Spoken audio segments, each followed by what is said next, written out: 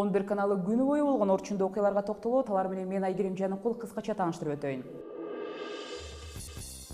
Катуу шамал эми түндүккө жетип, нарындыктарды бир топ чыгашага кептеди. Ал арада Өзгөчө Кырдаалдар Министрлиги май ичи жаан-чачындуулорун эскертүү менен бирге жер көчкү, сел каптоо коркунучтары дали сакталган аймактар бар экендигин билдирүүдө. Ал эми бири-бирин жектеп, элдешүүдөн баш тартып жаткан Армян, Азер президенттери акыры Венада 2 саат бою Карабах чырын талкуулашты. Ортомчулар болсо эки тарап акыры кепке келүүгө даярдыгын билдиришкендигин айтышууда. Кылымдан бери чечилбей жаткан чыр чын эле жөнгө салынабы? Ошол эле маалда Ислам мамлекеттик экстремисттик тобунун Ирактагы ээлеген аймактарынан кол жууп жаткандыгы айтылууда. Кийинирээк алдагы мүнөттөрдө баяндайбыз. Биз менен калыңыз.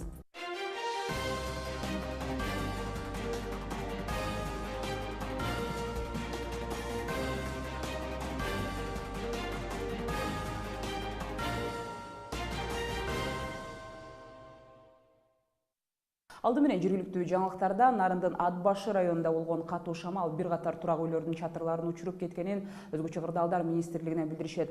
Ылдамдыгы секундасына 17-18 метрге жеткен шамалдан табигат кырсыгынын чыгымдары эсептелүүдө. Ошондой эле каладагы бир катар жан конуштарда, ошол эле Ош облусунун айрым райондорунда дагы кечээ нөсөр жаандан кийин суу каптады.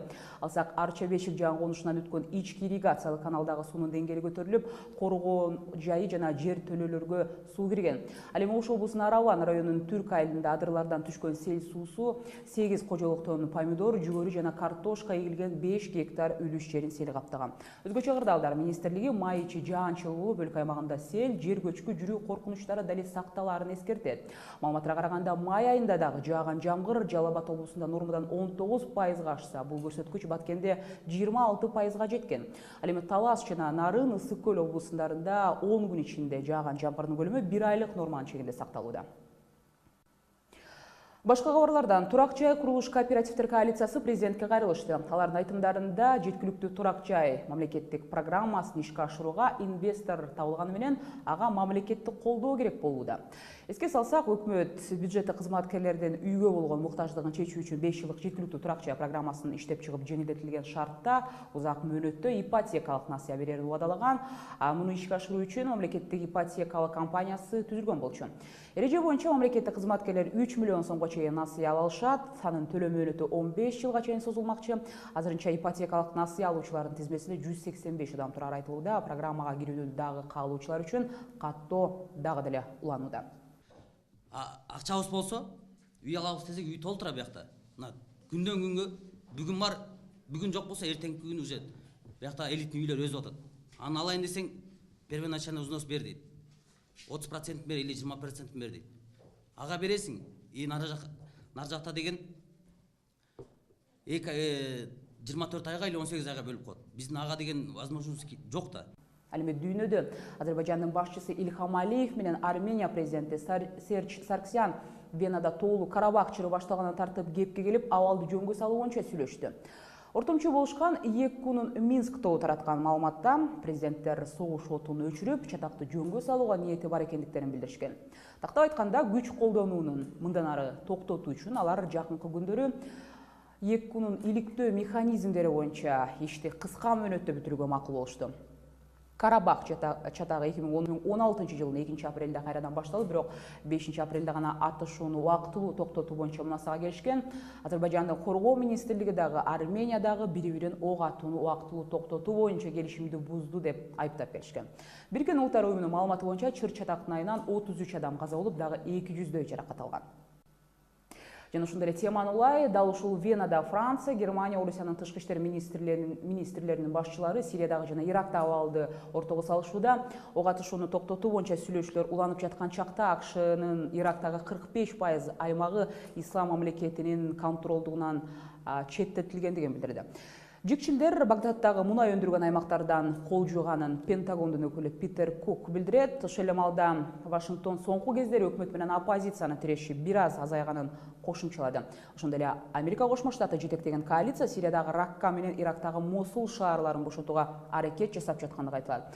Өткөн айда Сириянын түндүгүндөгү америкалык атайын бөлүктүн жоокерлеринин санын көбөйтүү жөнүндө чечим кабыл алгандыгын белгилеген. Бул Сириядагы АКШ колдогон күчтөрдүн ийгилигин арттырууга көмөкчү болор айтылат. Эми жаңылыктардын кийинки бөлүгүндө бул кабарларга кайрылабыз. Зордукка кагылган наристелердин саны азайган жок. Жыл башынан бери ондогон адам ата энелик укуктан ажыратылды. Социалдык кызматкерлер болсо бала тарбиялоодо улуулардын жоопкерчилигин кароо керек дешет.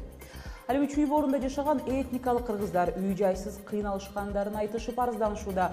Мамлекеттин карамагындагы эски имаратта баш калкалашкандар жардам берүүнү суранышат.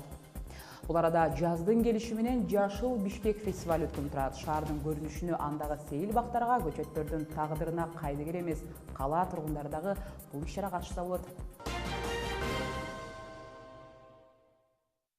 Жергиликтүү кабарлардан баштайм. Кыргызстанда жыл башынан бери 33 бала зомбулукка кабылганын социалдык өнүктүрүү министрлигинен билдиришет. Аталган өспүрүмдөргө жашоо шарты начар абалда жашагандар кирмекчи.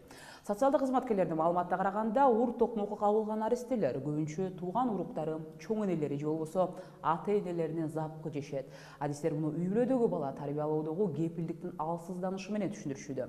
Мындан тышкары жыл башынан бери 23 ата эне бала тарбиялоодогу укуктарынан ажырашкан. Ал эми улуу адамдар тарабынан кодуланып жатышына арызданып жүздөгөн бала атайын ишеним телефондоруна чалып кайрылышкан. Башка темадан 10 жыл мурун Кыргызстанга көчүп келген этникалык кыргыздар мамлекеттен турак жай маселесин чечип берүүнү өтүнүшүүдө. Учурда эски имаратта баш калкалап жаткандар өзүнчө жер бөлүнүп берилсе жакшы болмок дешет. Учурда Чүй облусундагы отурукташып жашап атышкан этникалык кыргыздардын саны 10 миңден ашат. Тарыхый мекенине кайтып келген этникалык кыргыздардын жашоо шарттарын көрүү менен бирге алардын арыз муңун биздин кабарчыбызда угуп келди. Учурда Ивановка айылындагы мурдагы оорукананын эскилиги жеткен имаратында Тажикстандан келген этникалык кыргыздар күн көрүшөт. Алардын көпчүлүк бөлүгү Тажикстанда 90-жылдары жарандык согуш болгондо көчүп келишкен. Колунда барлары там сатып алып, эскилиги жеткен имаратын таштап кетишсе, колунда жок, колдоосуз калган аялдар азыркы күнгө чейин ушул имаратта күн көрүшөт. Бирок алардын бул үйдөн да айрылып калабыз деген коркунучу бар. Эң негизги ушул жердеги этникалык кыргыздардын көйгөй маселеси болуп ушул үй маселеси. Себеби бул үйлөрдү менчиктештирилет деп Танаев убагында, премьер-министр Танаев убагында бир жак корпуска кол коюлуп калган чыксын деп. Андан башка эч кандай жыйынтык көрүнбөйт. Менчиктештирилбейби бул белгисиз. Чындыгын айтканда баягы телевизордон анык эле укканбыз. Мен өзүм күбөмүн. Себеби мамлекеттик мекеме эч кандай менчиктештирилбесин. Бала бакчалар жеке бирөөнүн колуна да өтүп кетпесин деп мыйзам кабыл алганын мен анык билем. Жашоо шарттарына наразы болгон Калиниса Жаркынбаеванын айтымында, аны Кыргызстанга жыргал жашоону уада кылып көчүрүп келишкен. Бирок ал азыркы турмушуна салыштырмалуу Тажикстандагы жашаган шарттары кыйла жогору деңгээлде болгонун айтат. Эки жолу барып Тайтөре Батиров деген киши алып келген. Силерге жардам берилет, үй берилет, жер берилет. Буякта таждардын ичинде жашабагыла, буякта кыргыздар азайып кетти, барып көбөйүшкүлө, кыргыздар көбөйсүн. Башка элдер көп деп көчүрүп келген да. Биз 2002-жылда келгенбиз. Мына келгенибизге азыр 14 жыл болду. 14 жылдан бери биз отурган жери ушу жер. Дагы бир көйгөйлөрдүн бири чет жактан көчүп келип, жергиликтүү калк менен бейпилдикте, башкача айтканда, аралашып, жуурулушуп кете алышы. Жергиликтүүлөр аларды бөлүп жарышат. Буякта эми бизди все равно кыргыз дебейт да. Урушабы же жакшы гап болобу, жаман гап болобу, все равно тажиктер деп ажыратат. Тежиктер дейт. Силерди кетириш керек дейт. Силер караңгылыктан келгенсиңер дейт. Бир колубуздан келсе силерди кууп чыгабыз, кеткиле деп. Бизге акыкаттан келген болсоңор, биздин маселелерибизди чечип бергиле. Проблемалар бизде толтура. Биздин да эркин жашагыбыз келет. Эркин болгубуз келет. Өзүнчө үйлүү, жайлуу болгубуз келет биздин. Бул жердеги этникалык кыргыздардын баары эле Кыргызстандын жарандыгын алышкан. Жергиликтүүлөр менен бирдей тең укукта болгону менен иштегенге мүмкүнчүлүктөрү аз. Бакта биз жашайбыз. Ушундай комнаттан 2 комната меники. 2 комната. Поляга чыгам да, ушу шабашка. Күнүнө 600ден чыгабыз. Бар болгондо чыгабыз. Күнүгө 600ден таап келсем, жумуш болгон маалда. Болбогон маалда үйдө эле эжем ооруган күндөрү чыга албай калам. Кышында эмне кыласыздар анда? Кышында бекерчи эле үйдө отурабыз. Ошо жумуш болгондо жакшы болот да, кышыга да. Бекер отурганда бала чаканы багыш керек. Жакында эле Чүй областы боюнча омбудсмен Элбира Теңизбаева Кара-Балтадагы жашаган этникалык кыргыздардын жашоо шарттары менен таанышып келди. Анын айтымында этникалык кыргыздар бир нече көйгөйлөрүн айтышып, наразычылыктарын айтышкан. Учурда жогорку кеңешке бул иш-чара боюнча отчет даярдалууда. Гүлүм Эркинбек кызы, Александр Ногов, 11 каналы.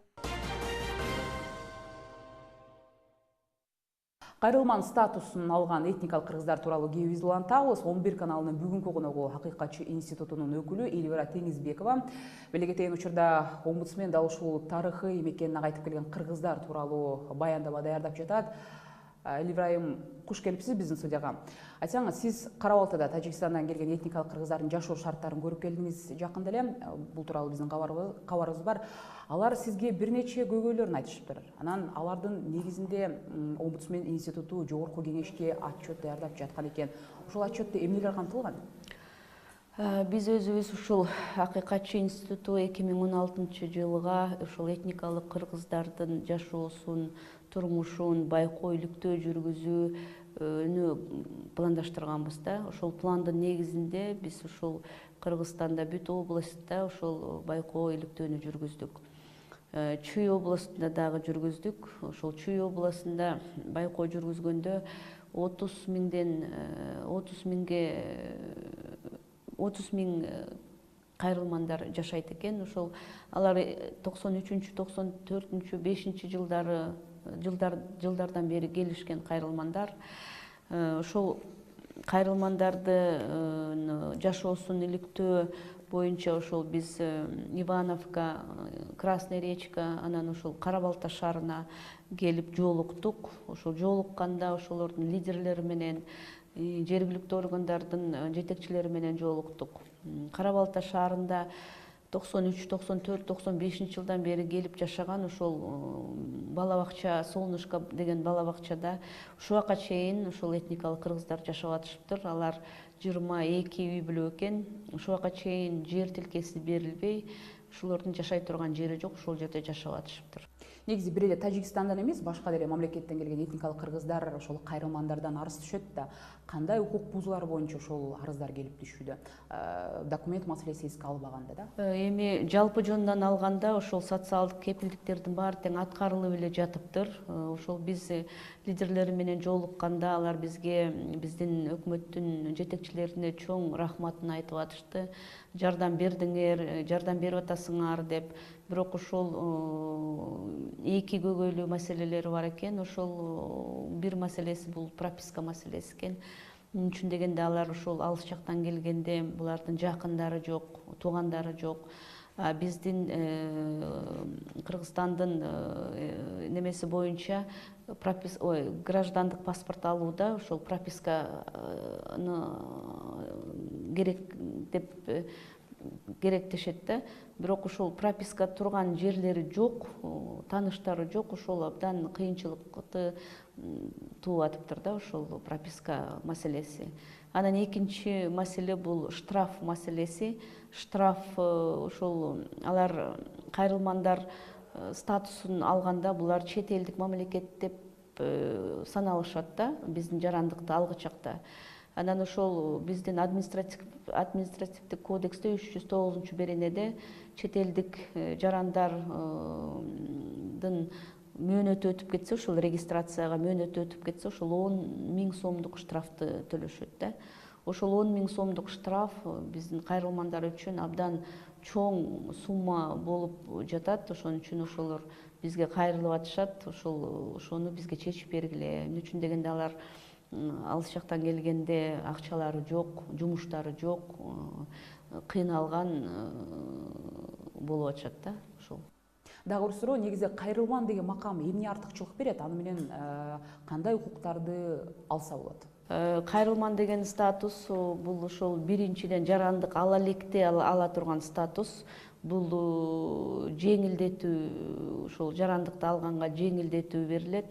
Анан ошол жергиликтүү органдар дагы ошол жерлерге келип ошол жашап калганда буларга жана жөлөк пул, жанакы социалдык ошол жардамдарды берүүгө ошол жакшы жардам берилет да ошол статуста. Рахмат сизге. Акыйкатчы институтунан өкүл Эльвира Теңизбаева бүгүн бизден башка бир эле Тажикстан эмес, башка өлкөлөрдүн дагы Кыргызстанга кайтып, бул жакта баш калкалап кайрылман деген статусту алып жашап аткан этникалык кыргыздар туурасында 11 каналында маек куруп берди. Берүүбүздүн жүрүшүндө шаардыктарды жана меймандарды Жашыл Бишкек фестивалына чакыра кетелик. Каладагы Энвер Гареев атындагы ботаникалык бакта Жашыл Бишкек ботаникалык бактын кайра жанданышы деп аталган фестиваль өтмөкчү. Анда жашылдандыруу боюнча мастер-класстар, аркылуу өсүмдүктөрдүн көргөзмөсү, спорттук иш-чаралар уюштурулууда. Ал эми иш-чаранын максатында шаардыктардын жашоосу үчүн жашыл бак-дарактардын маанисин айтып берүү, шаарда отургузулган жашыл дүйнөгө элди аяр мамиле кылуусуна чакыруу деп билдирилет. Ушундай кабарлар бүгүнкү жаңылыктарды жыйынтыктайт. 11 каналы менен дайыма кабардар болуп туруңуз. Кайрадан амандашканча.